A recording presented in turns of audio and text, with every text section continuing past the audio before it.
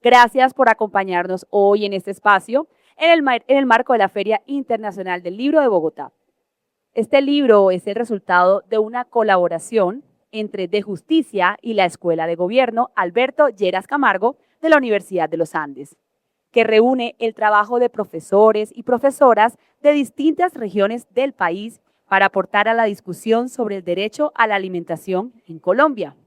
Hoy nos acompañan Diana Guarnizo Peralta, directora de la línea de justicia económica en De Justicia, Paola Romero, coordinadora general de FIAN Colombia, la doctora Heidi Xiomara Ortega, viceministra de Asuntos Agropecuarios, que ya está llegando, viene en camino, Nils Grede, representante para Colombia del Programa Mundial de Alimentos, y Felipe Roa Clavijo, profesor de la Universidad de los Andes, director de investigación de Table Colombia e investigador asociado de la Universidad de Oxford.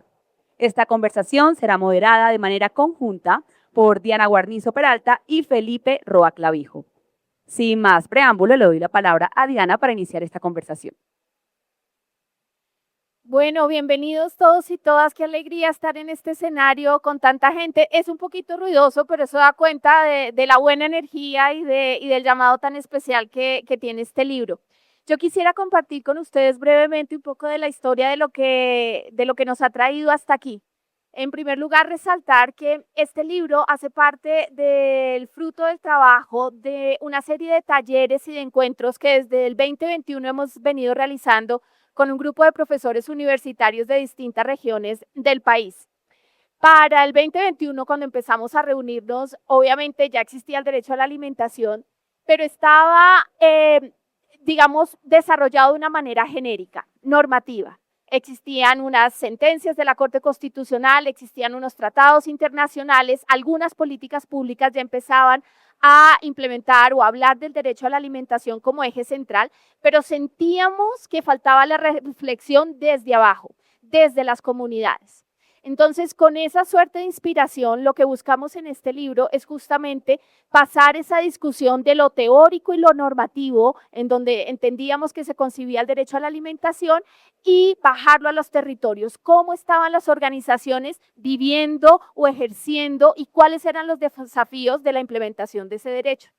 Con ese ánimo, en el 2023 lanzamos una convocatoria a distintos profesores universitarios y finalmente profesores de el Externado de Colombia, la Pontificia Bolivariana Seccional Palmira, la Universidad Tecnológica de Bolívar, la Universidad de Cartagena, atendieron este llamado junto con otros investigadores de justicia, y lo que terminó fue en este libro que trata entonces de presentar esos desafíos del ejercicio del derecho a la alimentación. El libro además trata de ser fiel a la metodología anfibia de Justicia. ¿Por qué anfibia? De Justicia, como centro de investigación, se mueve entre lo teórico y lo práctico, entre la reflexión legal y sociojurídica, entre la reflexión normativa y la incidencia política. Y lo que buscamos entonces es que este libro refleje esas distintas dinámicas. Así, los primeros capítulos, se darán cuenta, son análisis normativos que buscan ver cómo esos tratados internacionales presentan tensiones que deben ser resueltas. Por ejemplo, el capítulo 1 y 2 desarrollan temas como la protección económica de las semillas nativas, entre otros temas. Otro grupo de capítulos desarrolla estas metodologías más sociojurídicas y se adentran entonces a las comunidades. Varios de ellos, por ejemplo, van a María la Baja o a distintas comunidades para ver cómo las mujeres o distintos grupos están produciendo la alimentación de una manera diferente. Ahí nos dimos cuenta, por ejemplo, que el alimento, lejos de ser solamente algo para alimentarnos, tiene un componente biocultural. Permite el empoderamiento femenino e incluso puede ser una forma de desarrollo comunitario. Y finalmente, los capítulos introductorios y finales, pues tienen esta metodología que lo que busca es hacer un llamado a la acción pública, a la política pública. Y de ahí entonces que cierran este llamado a lo que nosotros llamamos sembrar el derecho a la alimentación, y es sembrar esas semillas y esas nuevas ideas de lo que puede ser el derecho a la alimentación en Colombia. En estos años ya por fin tenemos el desarrollo constitucional que establece este derecho como un derecho fundamental para todos. Las reflexiones de este libro se hacen cada vez más urgentes. Creemos que es necesario, insisto, y como lo dice el título del libro, seguir sembrando la semilla del derecho a la alimentación, seguir entendiendo cómo hacerlo real y cómo hacerlo un derecho vivo en los territorios. Entonces, para ustedes, muchas gracias por venir acá y bienvenidos también pues, nuestros panelistas por acompañarnos. Todos invitados a leerlo. Sin más, Felipe. Bueno, muchísimas gracias. ¿Cómo se escucha? ¿Se escucha bien? Listo, perfecto. Bueno, no, lo primero que yo quiero arrancar dándole las gracias a Diana por haberme invitado a coeditar este libro. Yo disfruté mucho trabajar con Diana, disfruté mucho trabajando con los colegas, con los 14 colegas de varias universidades del país que hacen parte de este libro. Leer sus reflexiones, todas las preguntas que nos hicieron y que plantea ellos en sus capítulos, resultado de su trabajo, pues para nosotros fue un ejercicio muy interesante, sobre todo de reflexión, y es muy lindo cuando el proyecto por fin ve la luz, y ustedes ya ven aquí alrededor nuestro las copias impresas, la van a poder descargar también gratuitamente en línea. Yo quiero contarles un poquito solamente de cuál es la estructura del libro, sobre todo para invitarles a leer este libro.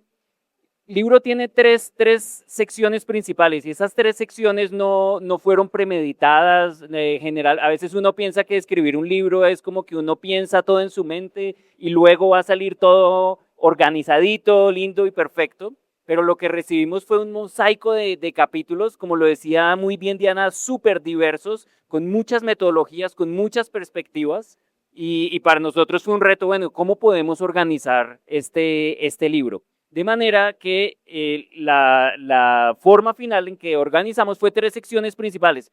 Primera sección del libro fue el alimento, la perspectiva de la mercancía del alimento como una limitación para entender lo mismo. En otras palabras, el alimento no puede ser únicamente entendido como una mercancía. Y ahí tenemos capítulos muy valiosos que hablan de la seguridad alimentaria en el contexto del comercio internacional y de las semillas y de la propiedad intelectual de las semillas, y nos ayudan a reflexionar esto de que el alimento es mucho más que una mercancía. Y ahí viene el segundo punto, la segunda sección del libro aborda el alimento mucho más allá de la nutrición, porque el alimento tampoco lo podemos entender como una ecuación matemática, que ya listo, ponemos calorías, ponemos vitaminas y nutrientes y podemos hacer un check y ya. Allí hay unos capítulos muy valiosos que nos ayudan a entender, por una parte, las prácticas agroecológicas en Montes de María, que son muy valiosas, y hay otro capítulo también de la Universidad del Externado de Colombia, que nos ayuda a entender cómo se está abordando el tema de la seguridad alimentaria, el derecho a la alimentación con los estudiantes de la Universidad Externado. Y luego vamos a la última sección del libro, y en esa última sección tenemos la parte de cómo repensamos el derecho a la alimentación en Colombia. Yo sé que para muchos este tema es muy nuevo, para Colombia, para la legislación, para la Constitución, es de alguna manera muy nuevo, pero desde ya tenemos que empezar a repensarlo, y por eso tenemos 2 capítulos que cierran con repensar el derecho a la alimentación desde la bioeconomía. Desde desde los derechos bioculturales. Y esos derechos bioculturales se analizan en el caso de Montes de María y en el caso de las tensiones entre producción y conservación de ecosistemas. Entonces, eso es un poco la historia lógica y la estructura del libro. Cualquiera de los capítulos es fascinante, es interesante y nos dice mucho, no solamente de la perspectiva académica, sino cómo esos académicos que participan allí han estado trabajando en campo directamente con las comunidades. Entonces, para nosotros eso es muy valioso. Yo quisiera, antes de que iniciemos el panel, solamente para que los conozcan, si los autores que nos están acompañando, que por favor se pongan de pie muy rápidamente, solamente para identificarlos y luego los vamos a presentar. Muy bien, démosles un aplauso, por favor, a los autores y a las autoras. Bueno, muy bien, entonces con eso cerramos esta parte breve que teníamos pensada para contarles un poquito la historia del libro, de qué se trata y de la estructura. Ahora vamos a pasar al panel porque, como ustedes ya escucharon, tenemos unos panelistas muy especiales con nosotros que van a discutir un poco de qué se trata todo esto del derecho a la alimentación, para dónde vamos y cuáles son estos referentes clave que tenemos que entender. Y para esta primera pregunta quiero arrancar con Nils, representante para Colombia del Programa Mundial de Alimentos, y además el Programa Mundial de Alimentos es la agencia humanitaria más grande a nivel mundial. No hay ninguna otra agencia en el mundo que despliegue la logística, que atienda emergencias y que aborde los desafíos del hambre como lo hace el Programa Mundial de Alimentos. Pero hacer eso en Colombia tiene unas particularidades muy específicas. Una de esas es el conflicto que hemos estado viendo recrudecido en varias regiones del país. Entonces, mi primera pregunta para ti, Nils, muchas gracias por acompañarnos, es ¿cómo lees tú esto del derecho a la alimentación, de garantizar la alimentación en un país donde hay conflicto y donde en algunas regiones del país vemos que se está recrudeciendo? Pues primero, muchísimas gracias por la invitación. Buenas tardes. Es casi muy difícil enfocarse aquí porque hay tantas cosas interesantes alrededor que es fácil distraerse. Entonces, muchas gracias, mucho gusto. Sí, soy Nils Greve, trabajo desde hace 2 años aquí en Colombia. Programa Mundial de Alimentos es una agencia de Naciones Unidas que en Colombia, dependiendo del año llegamos a entre 700,000 y 1,000,000 de personas con asistencia alimentaria, que puede ser en efectivo, puede ser en bono o puede ser en alimento. Y justamente por el conflicto, normalmente en un país tan desarrollado como Colombia, estaríamos ya trabajando en gran parte con efectivo. Es mucho más digno para la gente, les da más flexibilidad.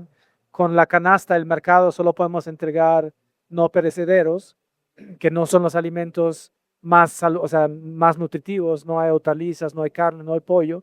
Pero justamente en Colombia, en contra de la tendencia por tener ese conflicto tan fuerte, en la mitad del territorio no podemos entregar efectivo porque están los grupos armados que pondrían en peligro, estaremos arriesgando a la gente y arriesgándonos que la asistencia no llegue a donde tiene que llegar.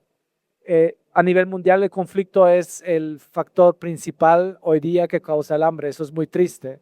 Uno pensaba en los años 90 que el mundo iba hacia la paz y cosas positivas, inclusive el acuerdo de paz en Colombia en algún momento, pero pues no es así. Hoy día el 70% de las personas que padecen hambre o que viven en inseguridad alimentaria viven en zonas de conflicto.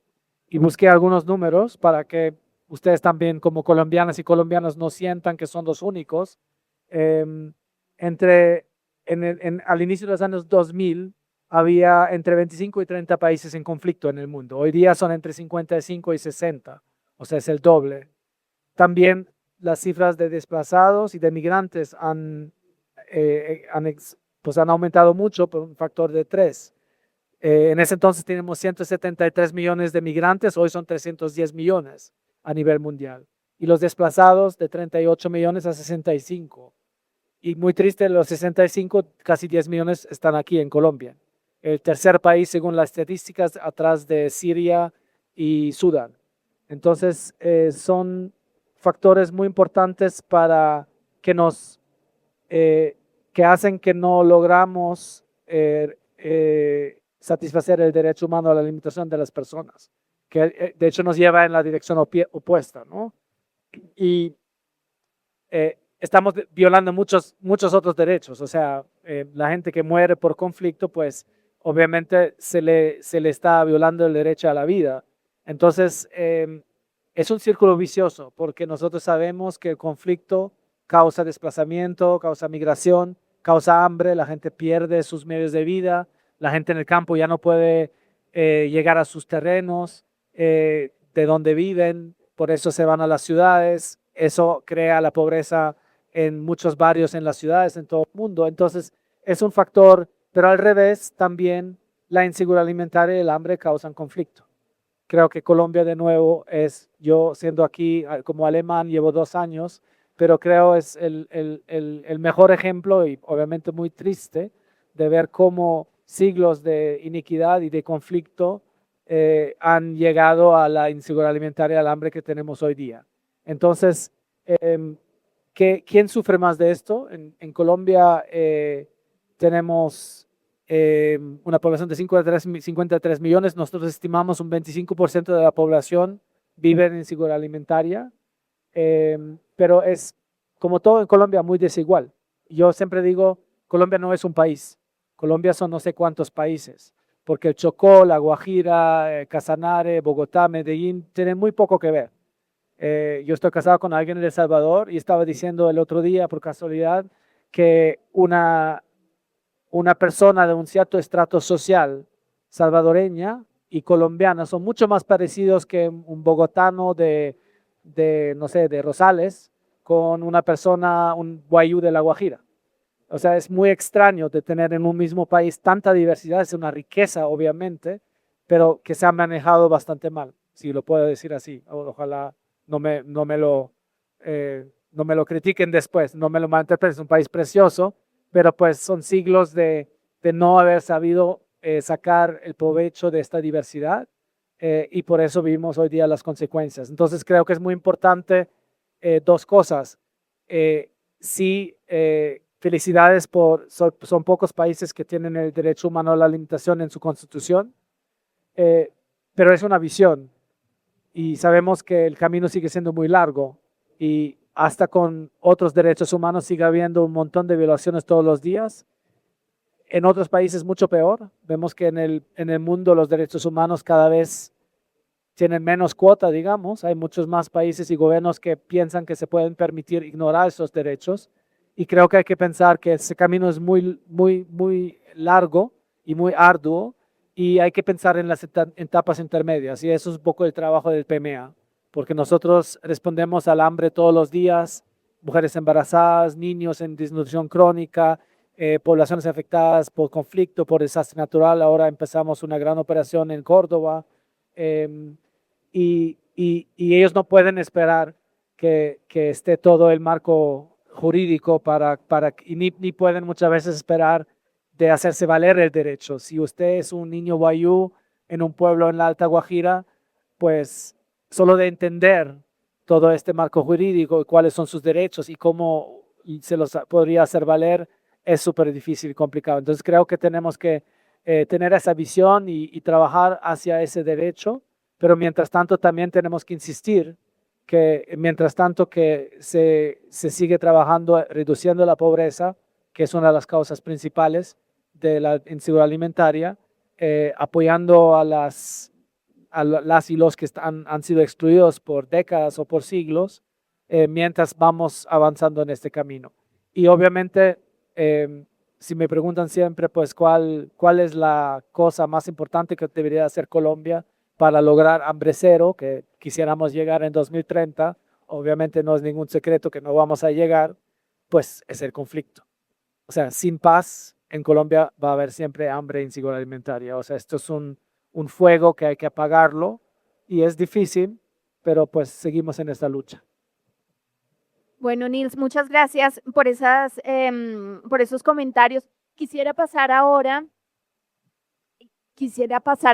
a preguntarle a Paola. Paola es coordinadora general de FIAN Colombia, una de las organizaciones más importantes trabajando en derecho a la alimentación en el país, que además ha acompañado durante todo el tiempo de discusión que tuvo el acto legislativo, estuvo asesorando, acompañando y promoviendo pues esta reforma constitucional que finalmente terminó en la constitucionalización del derecho a la alimentación. Entonces, Paola, la pregunta para ti pues es, tú eres abogada, nos conocemos desde hace mucho tiempo, hemos compartido muchas luchas y básicamente es tú ¿qué crees que de alguna manera este libro puede ayudar o en qué puede contribuir a los debates legales en materia de derecho a la alimentación para el país? Bueno, primero, muchas gracias por invitarme, felicitaciones por el libro me encantó. Y bueno, un poco FIAL lo que ha hecho es acompañar muchos procesos en el mundo para que haya el derecho a la alimentación en la Constitución. Y parte de lo que hizo FIAN Colombia, y esto es un poco de historia, ya más de una década se radicó el primer proyecto de ley para que se reconociera el derecho a la alimentación en la Constitución. Y desde ahí llevamos acompañando esto, así que le he contado ahorita a Nils que la aprobación del acto legislativo 01 del 2025 fue una convergencia de actores políticos, académicos, pero también de sociedad civil. Y esto hay que dejarlo súper claro, digamos, en la historia, porque muchas veces la ley queda, el artículo queda, la reforma queda, pero detrás de esas reformas, detrás de las leyes hay un montón de gente organizada, movilizándose, y este libro también parte como de esas historias. Yo me daba cuenta que habían muchas voces, mucha gente construyendo esto que entendemos por el derecho a la alimentación, y es parte de todo este ejercicio de durante años. Y me encantó, por ejemplo, en el libro que se puede identificar que ustedes hacen una radiografía como de nudos, de las crisis y como de los debates urgentes que hay, y que dentro del proyecto de ley, de la ley estatutaria, hemos debatido, porque después de la reforma a la Constitución, con el acto 1 del 2025, la reforma del artículo 45, pues se viene el proyecto de ley estatutaria. Y ese proyecto de ley estatutaria es el compendio importante donde se va a definir el derecho a la alimentación, que se comprende con los más altos estándares de la alimentación en Colombia. Y digamos que el libro identifica muchos de esos puntos que hemos debatido durante este proceso de construir esa ley estatutaria. El tema, por ejemplo, de las contradicciones del TLC en el capítulo, en la primera parte, en el primero y el segundo, las contradicciones alrededor de la propiedad intelectual de las semillas, eso es un debate urgente que hay que hacer y que este libro responde, digamos, a contribuir a ese debate, ¿sí? Otro, digamos, importante contribución que me parece clave es el tema de que ustedes identifican la visión biocultural, sí, del derecho.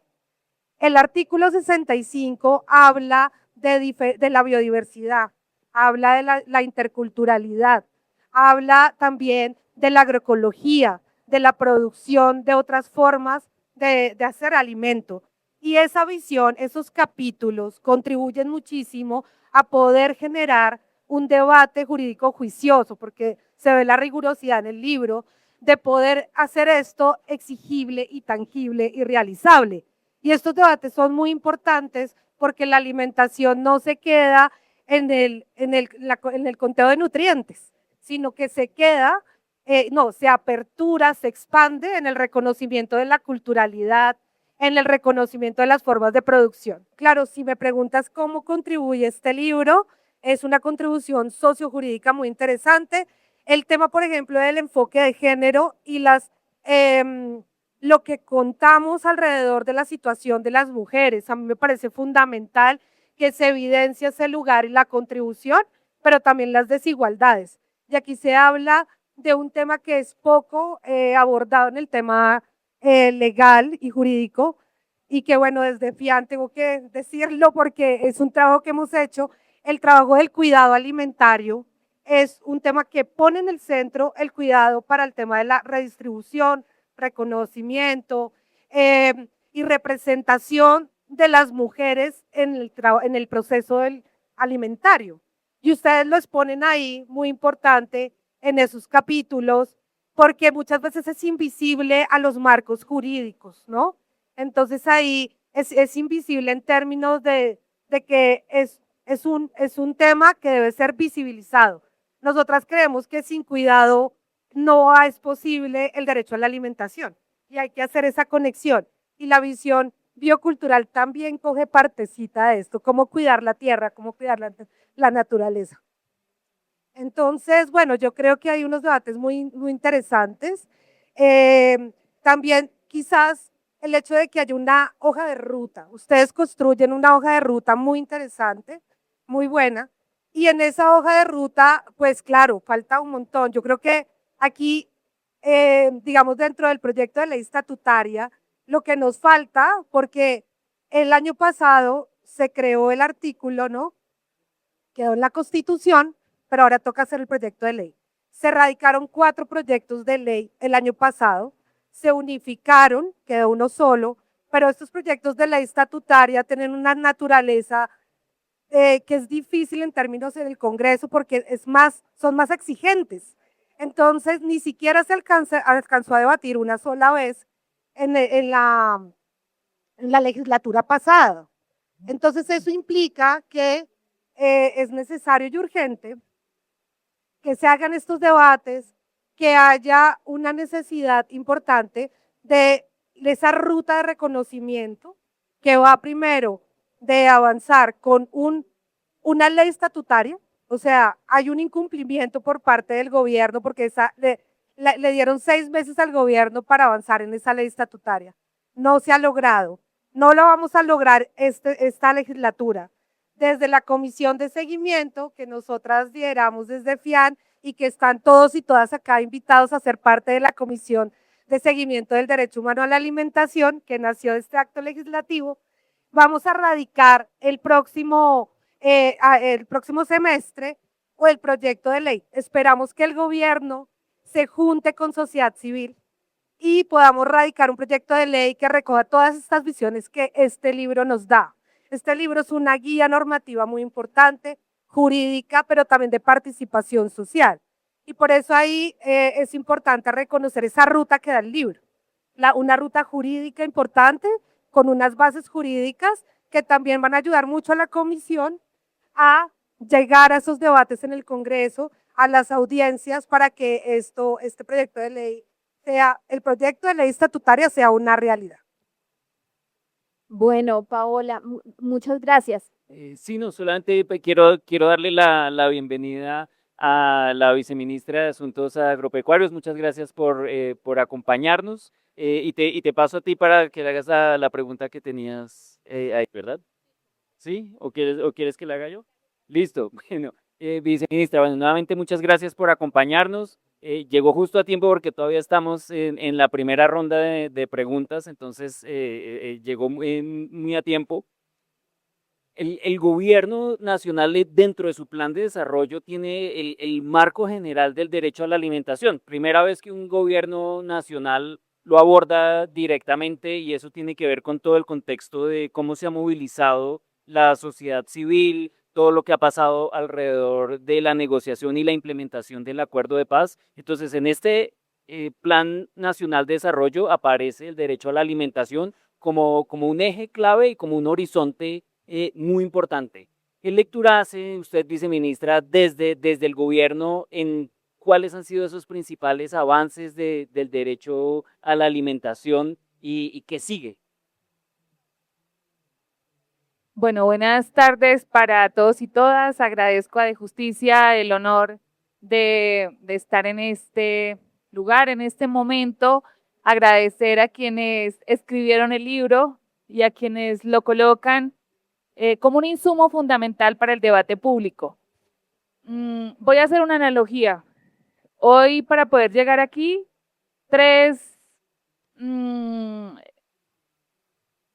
habían una movilización, ¿cierto?, sobre la séptima, nos tocó desviarnos sobre la Jiménez, luego me tocó bajarme en el semáforo como a unos, tal vez 800 metros y logré llegar.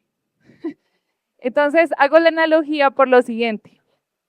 El enfoque que se traía antes de seguridad alimentaria y ese cambio al derecho humano a la alimentación, ¿cierto? Pues es un enfoque que implica no solamente claridad política, sino también una visión de cómo se puede garantizar ese derecho, porque ahora es el Estado el que debe garantizarlo Y debo decir varias cosas. Lo primero, efectivamente, el gobierno que lidera nuestro presidente Gustavo Petro en el Plan Nacional de Desarrollo incorpora, ¿cierto?, el derecho humano a la alimentación, pero además ocurre algo muy importante que a la campesinada, porque orgullosamente puedo decir, soy la primera viceministra de Asuntos Agropecuarios campesina, nos ha llevado, digamos, a una esperanza real, es el auto legislativo 01 del 5 de julio del 2023. Y allí, al reconocer, digamos, esta dimensión o estas dimensiones, porque son distintas, y reconocer al campesino como sujeto de especial protección, ¿cierto? Pero también al incorporar el derecho humano a la alimentación, artículo 65, pues digamos que establece una ruta. Y hago la analogía pues porque el tiempo no nos ha alcanzado, pero sí puedo entregar, digamos, unos aportes fundamentales de lo que sí hemos podido hacer. Varias cosas. Lo primero, el auto legislativo 01. 2, se ha incorporado dentro de la gobernanza, ¿cierto? Ya no es la Comisión de Seguridad Alimentaria, sino la Comisión Intersectorial del Derecho Humano a la Alimentación. Pero además hay un enfoque de reforma agraria, y en ese enfoque de reforma agraria, el derecho humano a la alimentación es el fundamento. Y allí, digamos, tenemos varios documentos para poner, digamos, también en el debate público y de referencia para los siguientes gobiernos. El Plan Decenal de Reforma Agraria y el COMPES 4184. ¿Y por qué lo menciono?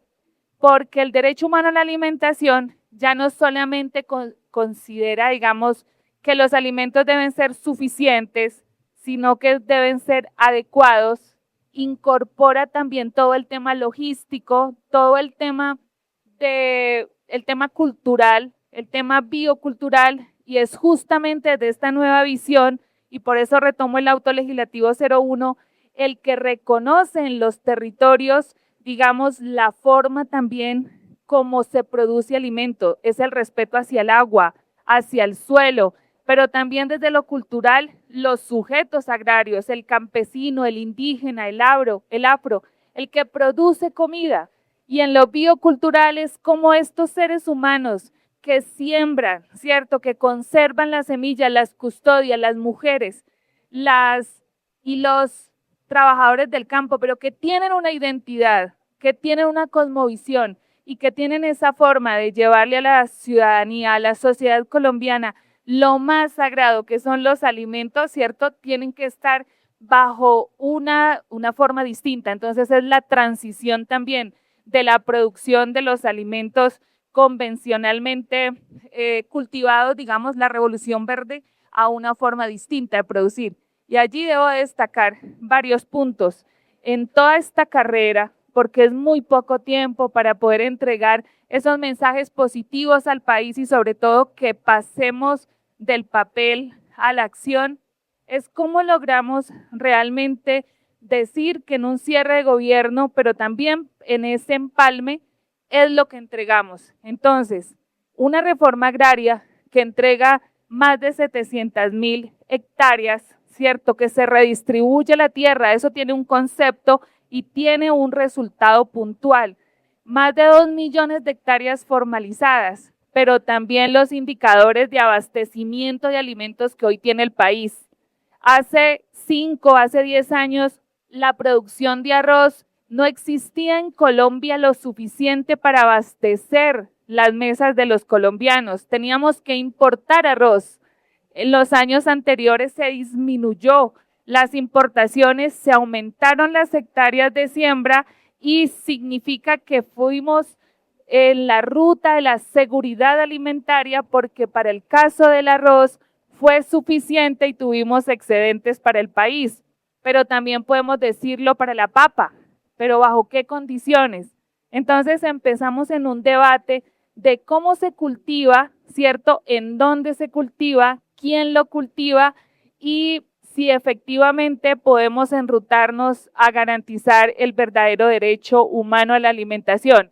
Entonces concluyo diciendo lo siguiente: efectivamente ha sido una carrera, pero podemos decir que en la ruta del derecho humano a la alimentación estamos guardando coherencia con esas orientaciones internacionales, con eso que nos dice la Constitución, con lo que se ha normado, pero también con esos instrumentos que colocamos al siguiente gobierno, en el caso del COMPES, en el plan decenal, para seguir haciendo camino en la garantía de los verdaderos derechos.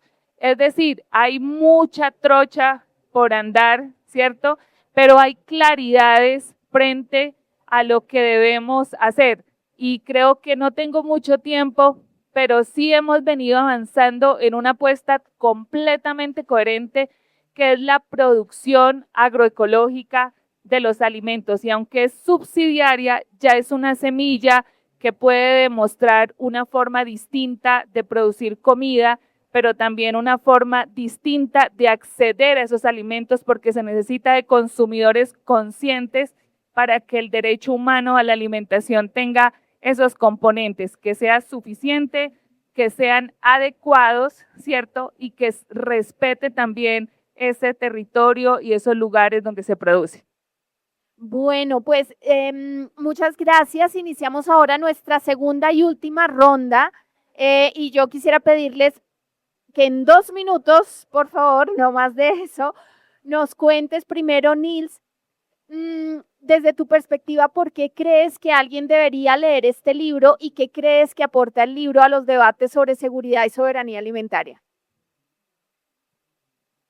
A mí me gustó mucho la comparación con el camino para llegar aquí en Bogotá, los trancones, es como, sí. Pues para mí, yo aprendí mucho leyendo el libro, porque como Programa Mundial de Alimentos venimos de, como lo describía antes, de un mundo mucho más reactivo, mucho más, ahí hay alguien que se está muriendo de hambre, tenemos que llevarle alimento y no podemos traer un abogado y decir la Constitución dice esto o lo otro. Entonces para mí ha sido un gran aprendizaje, eso primero. Creo lo que sí yo siempre he dicho y que lo ilustra el segundo capítulo del libro muy bien, que el alimento es tanto más que nutrientes, es vector cultural, es nuestro patrimonio, es siempre cuando socializamos lo hacemos alrededor de comida, ¿no? Entonces, y es una gran oportunidad también, les voy a hacer un ejemplo, uno de los temas que trabaja mucho el Programa Mundial de Alimentos, no solamente en Colombia, es la alimentación escolar. La alimentación escolar es un excelente ejemplo en donde la comida nos ayuda a tantas otras cosas, no solamente a que seamos saludables, a que crezcan los niños, pero a que aprendan, porque pues al no tener el estómago vacío pueden poner más atención. Pero también los programas de alimentación escolar permiten traer programas de vacunación, son en donde se aprende y eso me lleva a otro tema. Creo que hay otros derechos que están vinculados con el derecho humano a la alimentación, como por ejemplo el derecho a la educación. Sabemos que todo el mundo vive una doble crisis de malnutrición, de desnutrición y de sobrepeso y obesidad. Y eso tiene mucho que ver con pobreza de nuevo, porque el alimento que tiene exceso en azúcares, en grasas, es barato. También tiene que ver con la industria del alimento que produce cosas que pues pide el consumidor, pero que no son saludables. Pero entonces creo que hay que también acompañar ese trabajo con un esfuerzo educativo, porque al final decide cada uno qué consume, pero la realidad es que mucha gente no sabe qué es un alimento saludable y qué no lo es. Entonces creo que si nos olvidamos un poco de esa parte, qué tan importante es el rol de la madre en la alimentación del niño, los primeros 1000 días, la lactancia materna. Hay mucho más y eso nos puede asustar un poco porque los trancones son cada vez más para llegar a esa meta noble, pero igual tenemos que llegar. Muchas gracias, Nils. Bueno, siguiente pregunta y seguimos ya cerrando esta última ronda. ¿Y qué nos deja este libro? ¿Por qué se debería leer este libro? Quiero preguntarte, Paola, desde el punto de vista de las organizaciones sociales, ¿no? Y con toda la experiencia que ustedes traen, con toda la movilización que ustedes han hecho para que este tipo de derechos se queden en la Constitución, pero no solamente se queden ahí, sino que se hagan vivos y estén ahí, se hagan efectivos. ¿Qué perspectivas ves tú de estos debates académicos? Porque aquí estuvimos de la mayoría, todos profesores, todos académicos. Entonces, ¿qué aporta este debate académico a tu quehacer y al quehacer en general de las organizaciones sociales? Bueno, ¿qué contribuye este debate académico? Pues yo creo que demasiado, es necesario, es urgente, pero que este debate académico no se quede en las universidades, sino que vaya al Congreso, que vaya y dialogue con la sociedad civil, porque garantizar el derecho a la alimentación requiere que le demos vida. La ley es un instrumento, los libros son inspiradores, pero hay que hacer en la realidad las cosas. Hay que ejecutarlas, como viene haciendo también el gobierno. Entonces, sí creo que para mí fue muy importante, digamos, tres reflexiones que me hizo sentir el libro, y es que uno, por ejemplo, alrededor de la ley estatutaria, nosotras creemos que esa ley propone la necesidad de hacer que no sea tan dispersa la interpretación del derecho, ¿sí? Y ustedes, digamos, en la evidencia científica y académica pueden ayudar a proponer cómo se hace una conceptualización de este derecho con los más altos estándares en derechos humanos, ¿sí? Que permita crear no una dispersión de interpretaciones, sino un compendio fuerte. Este artículo y esta reforma a la Constitución es un ancla constitucional, porque como tú lo decías, Diana, al principio, hay una cantidad de fragmentación del concepto. Entonces un juez interpreta esto en cada caso, este tratado aborda esto en cada tema, esta política está haciendo el tema de producción, pero no se enlaza con el tema del cuidado de las mujeres. Entonces vemos una cantidad de fragmentación y de dispersión, y yo creo que la academia puede contribuir mucho a pensarse cómo anclamos un compendio fuerte normativo, y también cómo generamos una estructura y una arquitectura institucional que nos permita garantizar la integralidad de la ejecución de las políticas, ¿sí? Tener indicadores son muy importantes, tener una sociedad civil también activa con la academia es importante, porque nos permite a la sociedad civil tener de primera mano evidencia científica de indicadores y demás, ¿no? Que nos permiten hacer control social, veeduría, informes alternos. Pero también el tema, y para ir finalizando porque son 2 minutos, también el tema de la participación. Esto me parece un eje central, y es que en este momento en Colombia hay un decreto que es el 684, que implementa el sistema para la garantía progresiva del derecho a la alimentación. Ustedes lo decían, es necesario hacer un sistema. En teoría el gobierno ya expidió este decreto, pero este decreto nos limita. ¿Por qué? Porque es una participación política muy limitada en términos de que no hay una toma de decisiones. Es, digamos, consultiva. Y hay poca participación de muy pocos sectores en ese escenario, en la ciudad que hablaba la viceministra. En la ciudad necesitamos una sociedad activa, consultiva, pero más allá, que pueda tener voto, una academia que tenga, una academia sin conflicto de interés, que tenga puesto en la ciudad y que genere evidencia científica al lado de una sociedad civil.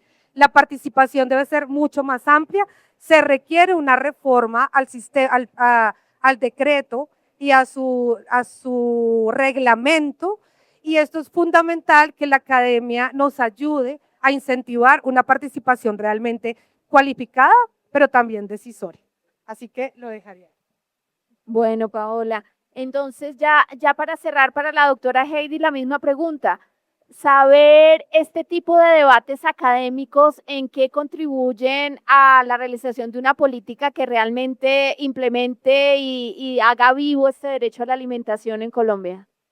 Bueno, yo creo que nos coloca realmente un reto muy importante y es no solamente reconocer el derecho humano a la alimentación, sino cómo se implementa. Y aquí no estamos hablando solamente de algo teórico, ¿cierto? De un con excelentes fundamentos o con fundamentos coherentes, sino de algo muy importante y es que no hay garantía del derecho a la alimentación si no comprendemos que se deben transformar los sistemas agroalimentarios. Y digamos, en esa visión, en esa nueva visión de la reforma agraria, de ese campo que produce pero que respeta a la naturaleza y a sus actores, creo que hay una oportunidad muy concreta en el marco de la garantía del derecho humano a la alimentación y de la transformación de los sistemas agroalimentarios, es desde la semilla. Ya tenemos avances, por ejemplo, con el cumplimiento de la sentencia 247, que reconoce la necesidad de conservar y proteger las semillas nativas y criollas. Antes solamente estaban, digamos, reconocidas las semillas certificadas o registradas, pero ya el incorporar con una sentencia de la Corte, la 247, implica que esos sistemas agroalimentarios deben respetar a esos custodios de semillas, deben respetar a quienes producen, pero también los medios de vida. Y en los medios de vida hay varias oportunidades para avanzar. En esos medios de vida reconocer que hay comunidades campesinas indígenas que ya están produciendo sus alimentos de manera orgánica, de manera agroecológica. Y hay un potencial grandísimo. Yo quiero contarles algo. En la oportunidad que he tenido, gracias al señor presidente, de estar 22 meses en este gobierno, pues evidentemente con unos programas que han sido públicos, los programas FAIA, que son el desarrollo de la ley 2183, que le da subsidios a quien produce hasta en un 30%, 48% si decide producir con bioinsumos y un 2% si es mujer. Es decir, un concepto diferencial de apoyo a la mujer campesina, ¿cierto? Más allá de todo lo que aún hay que trabajar para garantía de derechos, pero quisiera decir que ya tenemos evidencia, la Universidad de los Andes lo ha registrado de vida forma, como en programas nacionales donde antes solo los campesinos, los productores escogían una canasta que era netamente de insumos químicos, pasamos del 8% en los programas de café al 15,8% en el FAIA Integral 2026, con datos de ayer. Entonces significa que hay productores en el país que deciden producir de una manera distinta y eso implica un respeto integral por el suelo, por toda la naturaleza que habita y que, digamos, es la que soporta también los alimentos que produce. Eso es fundamental y está en la línea de respetar esos medios de vida, pero también, digamos, el cuello de botella del campesinado es la comercialización. ¿Cómo podemos avanzar en una ley que es la 2046 de compras públicas? Disminuir los circuitos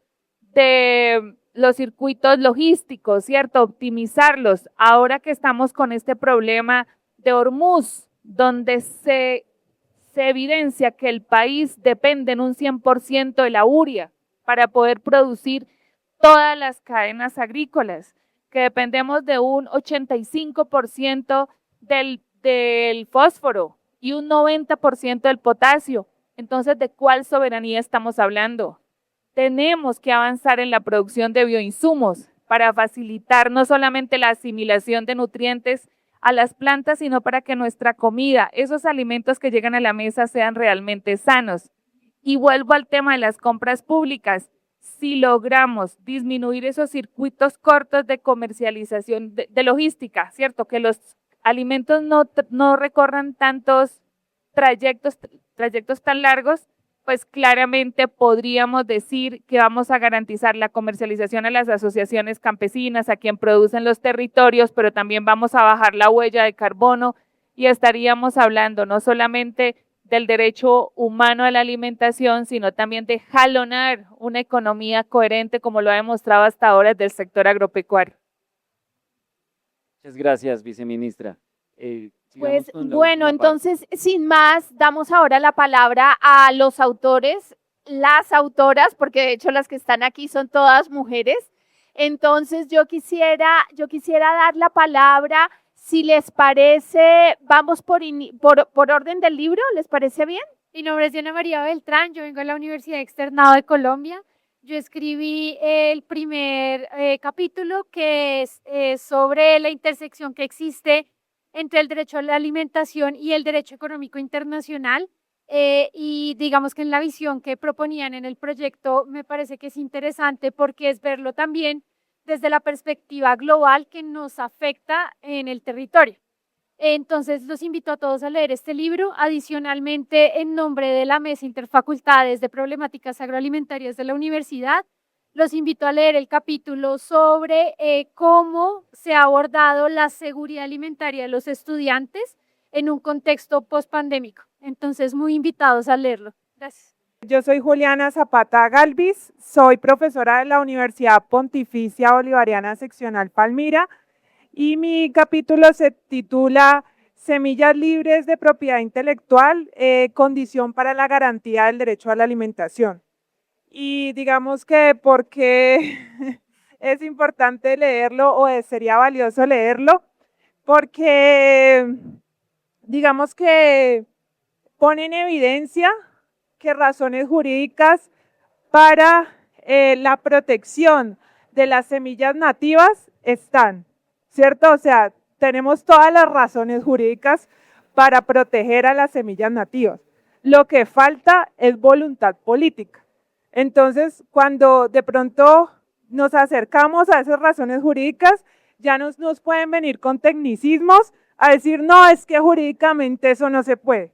Entonces, me parece que ahí hay un valor y también, pues, como decía Diana ahora, en esa primera sección mostramos cómo los problemas no solo son un reto del gobierno nacional y de la sociedad civil y de todos, pues, sino que también dependemos de lo que pasa a nivel internacional. Entonces yo ahí pongo dos escenarios. Uno, el de la propiedad intelectual, que digamos ahí no tenemos que trabajar solo como país, sino como una alianza pues latinoamericana e internacional. Y lo otro es que sí tenemos un escenario concreto de reto para el gobierno nacional, ya que tenemos acá la viceministra, o bueno, no recuerdo bien el cargo, y entonces, y es la resolución 14141 del ICA que reemplaza la famosa 970, que yo creo que si los que están acá les interesa el tema del derecho a la alimentación la conocen.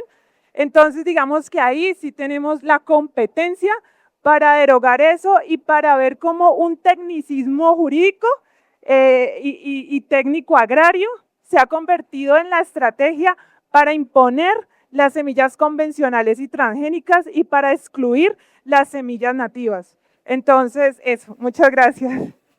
Buenas tardes para todos y todas. Mi nombre es Luisa Fernanda Guerra Carrera, investigadora del área de regionalización de justicia, y junto con Ivonne Díaz escribimos el capítulo 4 titulado La producción agroecológica como vía para la igualdad de género, la experiencia de dos organizaciones de mujeres del norte de Bolívar, y específicamente allí hicimos un esfuerzo muy importante por visibilizar el trabajo de estas dos organizaciones, una organización de la subregión de Montes de María, otra organización de la subregión del Canal del Dique, y cómo estas mujeres defienden los procesos de soberanía alimentaria en medio de asumir cargas tanto del trabajo productivo como del trabajo reproductivo, y cómo la producción agroecológica constituye un proceso sostenible de producción de alimentos. Eso en medio de factores como el acceso a la tierra en territorios donde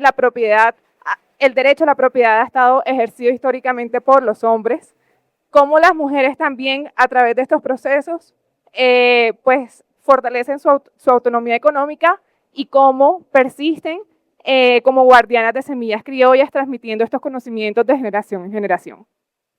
Muchas gracias.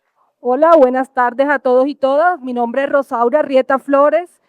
Yo trabajé en coautoría con Kathleen Marún Oparela un capítulo que titulamos El derecho humano a la alimentación y la nutrición adecuada como derecho biocultural, el caso de las comunidades campesinas de Montes de María. Yo los invito a leer ese capítulo porque más allá de ser una reflexión teórica, también nos insta a repensar el derecho, a pensar que para garantizar el derecho a la alimentación en comunidades rurales no es solo suficiente con garantizar el derecho al acceso a la tierra, a la propiedad de la tierra y al agua. También es necesario garantizar lo que hemos hablado acá, las semillas nativas, garantizar la producción cultural de los campesinos colombianos y garantizar, entender que las relaciones de la cultura, de las comunidades locales y del ambiente es indisoluble y que solo así en espacios campesinos se puede garantizar ese derecho humano a la alimentación y la nutrición adecuada. Es decir, es como una ruptura con lo que siempre hemos entendido de cómo garantizamos la alimentación, que el hambre no es un asunto de escasez, sino de desigualdad y de cómo estamos gestionando nuestros territorios.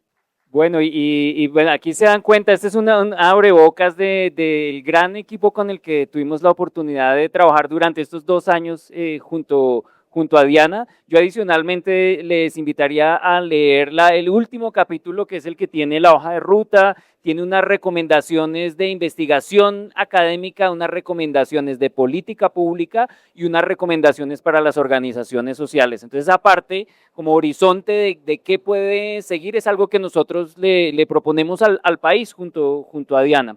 Quiero cerrar entonces agradeciendo en primer lugar a nuestros panelistas. Por favor, démosles un gran aplauso. Y quiero darle un agradecimiento muy especial nuevamente a Diana, a todo el equipo de justicia, pero también aquí detrás de cámaras hay muchas personas. Estos libros son posibles porque hay personas que nos están apoyando, de manera que gracias también al equipo de Ediciones Uniandes, al equipo de la Escuela de Gobierno de la Universidad de los Andes, liderado por Gloria, que nos acompaña hoy acá, y varias otras personas que están detrás de cámaras, y de Ediciones de Justicia, que también hicieron un trabajo impecable y hicieron brillar todavía más este libro que nosotros les estamos presentando hoy. Le doy la palabra nuevamente a Gloria. Bueno, antes de cerrar, muchas gracias a todos y todas por acompañarnos en este espacio y hacer parte, por supuesto, de esta conversación.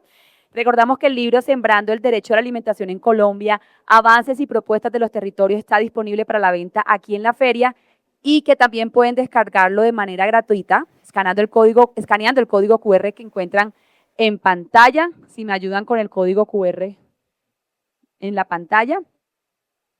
Y por favor, bueno, invitamos ahora a los autores y autoras a acompañarnos también, por favor, para una fotografía. Y los invitamos también a quedarse y continuar la conversación de manera más cercana, compartiendo una copa de vino en la parte de atrás.